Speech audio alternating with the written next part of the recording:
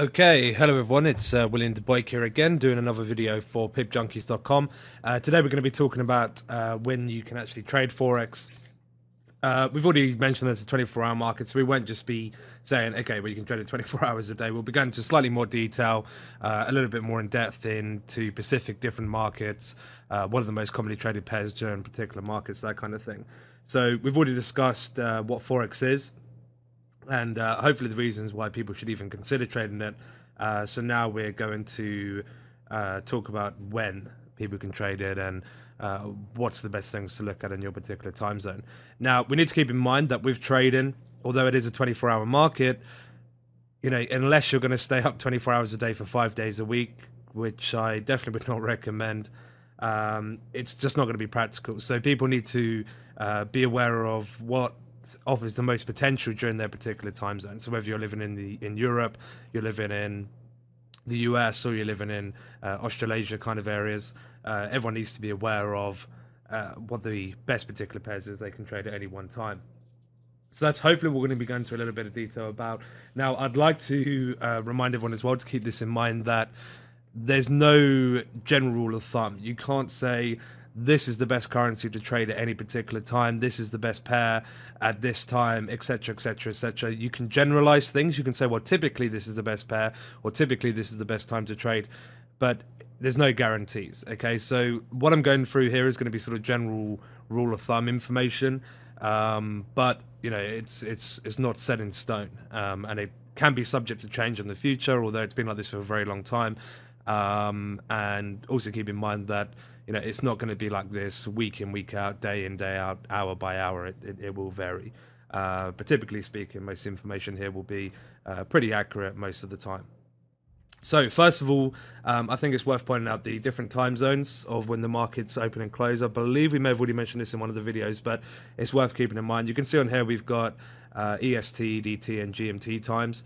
Obviously, if you live in a different time zone to what's listed here, then you can go online and easily figure out the differences between it. So we've got the Sydney open and close, Tokyo, London, New York. These are the four main markets that will make up the 24-hour period. And the different times that they open, the different times that they close. Keeping in mind, obviously, the whole world now has daylight savings, so the times change by an hour, plus or minus an hour during the summer or winter, depending on, obviously, if you're going from the summer to the winter or the winter to the summer. So we've got the information on there. I don't think it's hugely... I mean, it's worth knowing, for sure. But like I say, if it's different to your time zones, then just figure it out. It shouldn't be too difficult. If you do a quick Google search for, you know, if you want to do GMT versus wherever you live, you know, Pacific Standard Time, whatever it may be, you should quite easily be able to figure things out without too much problem. Now, what we've got here is a chart typically showing the average movement in pips for any particular pair. Now, different sessions will provide different amounts, as you can see here. So you can see the London and New York sessions are typically going to be the busiest sessions. In fact, the London session itself is usually the busiest, but that can be subject to change. And on this chart here, you can see that for I think pretty much everything, in fact, that it's during the London sessions the busiest. Asian session or Tokyo session, you find a lot of people calling it the Asian session. The reason is Tokyo's the financial capital for Asia, at least at the moment it is. So everyone will refer to the Tokyo session as the Asian session, okay? Then you've got the US session in New York being the second busiest, and the Tokyo session being the quietest. Typically, not always the case, but typically that's going to be the case on here. Now, a few things worth pointing out. So the reason you may say, okay, well, we've already mentioned that the dollar's the biggest currency in the world, it's the most important currency in the world, etc., etc. But why is the London session coming out with the most important, well, the biggest price movements? Why is the biggest price movements happen during the London session? The reason for that is you get the crossover periods. Okay, so all of these times will cross into each other. Okay, so as the Tokyo session ends, the London session will open. Late into the London session, not right at the end, the London session goes into the New York session by around 3 hours. So as the London session's going into the New York session, you also get crossover periods. Now, depend on the different crossovers actually depends on the volatility. So typically during the Tokyo session to the London session, there's not a huge amount of volatility. Reason being is the Tokyo session, as you can see here, compared to the London and New York session, is fairly quiet in comparison. Like I said, it's not always the case, but typically it's fairly quiet. Asian session, not a huge amount of movement in. So you're going from hardly any movement to the London session. It's first thing in the morning in London. People are just getting ready. People are looking at the markets. People are looking to trade. There's not a huge amount of interest.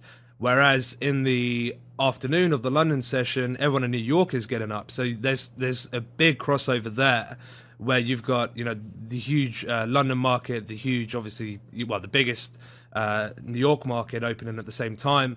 So you're getting all this big crossover between these two different currencies. So that's typically why it'll be classified as the London session. So even though the New York session's open at the same time, it's still classified as the London session. It's only classified the New York session when the London session closes. It's only classified as the Tokyo session when the New York session closes. So there is a bit of a crossover, and that's the main reason why you see the London session having the biggest movement, is because a lot of the trades are placed during the day, during that particular market. So we've also got charts here showing the different markets and the different volatilities on average. We did have it on that previous chart there, but we've got individual ones here, as you can see. So we've got the Tokyo market there. I won't spend too much time on this. You can either pause the video or we'll have the charts below. You've also got the London session there and also the New York session there.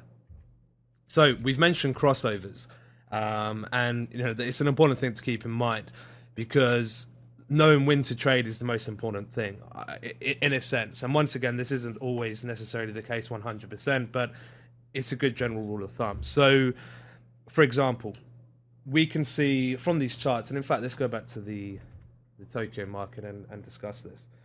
So we can see during the Tokyo market, we do have some decent movement on some of these pairs on average. You can see here the euro against the yen, okay, EURJPY. We see 102 pips.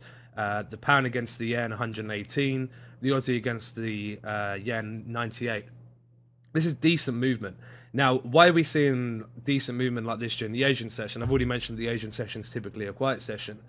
But the reason why is that during the Asian session, that's when everyone in Asia, funnily enough, is awake. That includes Australia, New Zealand, Australasia area, basically. It's during the day for them. That's when their news releases are going to be coming out. Now, the financial news can have a pretty big impact at times. Extremely well. I mean, you take the recent recession, for example. The markets are going absolutely crazy during that. So financial news, and we'll go into financial news in a lot more detail at a later date, but it can have a big impact on the markets. It increases the volatility, it increases the movement.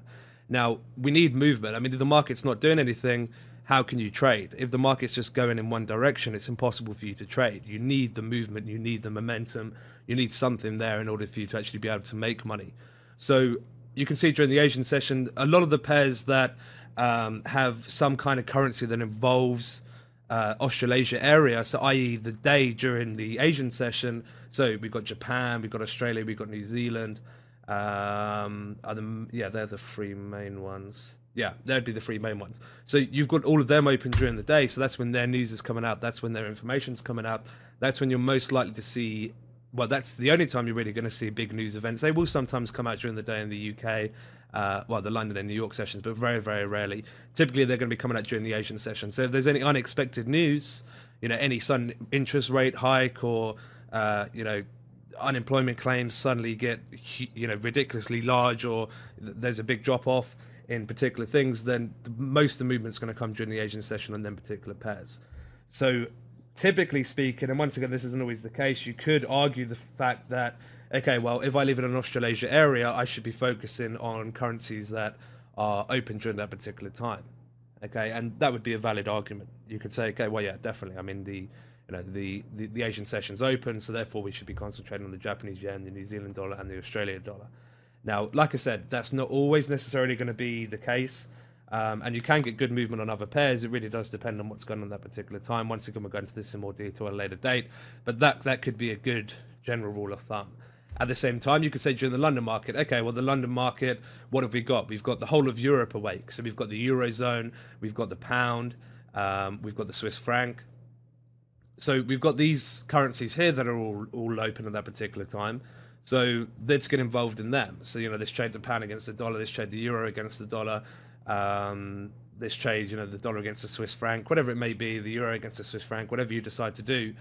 Typically, you're going to be expecting the most movement to come during the London session on the European currencies. Why is that? Once again, there's a number of reasons, but typically we're going to be having any European news events are going to be happening during the day in Europe. I mean, since when do the authorities wake up at 2 in the morning to do a news report, press conference, whatever it may be? They can do, but like I say, it's not a typically common occurrence. And at the same time, New York session, you got it right. Anything with the dollar in it, that's typically when you would be the page you'd be interested in for the reason of the news as we've already mentioned.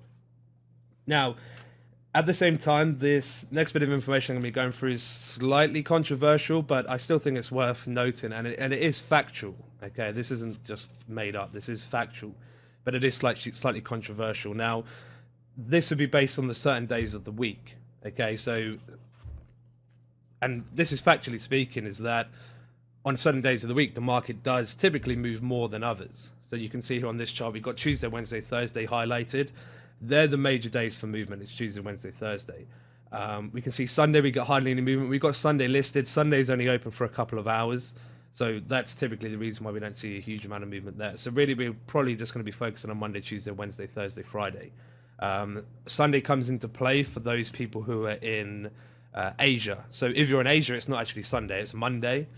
But for the rest of the world, it's Sunday. Okay, so the market for anyone who's not in Asia, so anyone who's in Europe or anyone who is in anyone who's in Europe or anyone who's in the US, that Sunday market is Sunday because it's Monday in Asia. Okay, so Monday, Tuesday, Wednesday, Thursday, Friday is the typical days for most people. Now, a lot of people don't like to trade on Mondays and Fridays, and you can see Tuesday, Wednesday, Thursday is the most popular days. Personally, myself, I trade 5 days a week. I trade Monday, Tuesday, Wednesday, Thursday, Friday. I don't have a problem with any of the days of the week. Typically, Monday is pretty quiet. That's true. Typically, Friday is pretty quiet. That is true. So Tuesday, Wednesday, Thursday are your main days. But once again, it depends on what you're looking to do, and we will go into this in more detail. And this is why it's slightly controversial. But the theory goes that Sunday makes perfect sense. Okay, it's only the Asian session that's open. We've already mentioned the Asian session has the lowest volatility. So that's typically the reason why most people wouldn't even really be too interested in Sunday. Monday, a lot of people's arguments are, okay, well, during Friday, it's a new week. People are just getting into their trades, and it takes people a little while to get things going again. Whereas by Tuesday, Wednesday, Thursday, they're in their stride. They're taking things as it comes. And then the argument for Friday is, okay, it's Friday, it's the end of the week. There's no market open on Saturday or Sunday. People just want to close their trades and go home. People don't really care about the market. And at least that's the theory behind it. Let's say for myself, I'm happy to trade Monday, Tuesday, Wednesday, Friday, Thursday and Friday. Missed out a day there. But like I said, there is a lot of people who are not interested in trading those particular days. So this is the factual information. This is the average movement. Like I said, the most movement is coming from Tuesday, Wednesday, Thursday. But there is movement on Monday, as you can see from this graph. I mean, there's no zero there, is there? So there is movement. There is movement on Friday. I mean, there's even movement on Sunday. So it really is depending on what your personal preference is, what your expectations are, what you're looking for. And then again, don't get me wrong, Monday could be the busiest day of the week. Monday you could see the most movement from. Friday you could see the most movement from. But typically, 90% of the time, Tuesday, Wednesday, Thursday are going to be the busiest days. So that doesn't necessarily mean you shouldn't trade Monday. It doesn't necessarily mean you shouldn't trade Friday. But these are things you need to keep in mind, is that volatility is lower during these days, and you do need volatility to make money. Okay, so they're the other bits of information, and you can combine everything else there with what we've already mentioned. So I'll leave the video there. Hopefully that helps a little bit. Once again, a lot of this we will cover in much vaster detail. We're still covering the basics of Forex, so to speak. But that should give people a rough idea of, what kind of, based on your area you live in, typically what you'd be looking at. As I say, it's not always going to be the case, and over time you'll realize that. But these are, even as a good starting place, it's always good to start with a particular currency within your time zone that you can work with and that you're going to see movement from. So yeah, I guess that's pretty much it. Okay, so hopefully that has been of some help, and if anyone does have any questions, be sure to let us know. If not, I will look forward to seeing you guys in the next video, and take care for now. Thank you.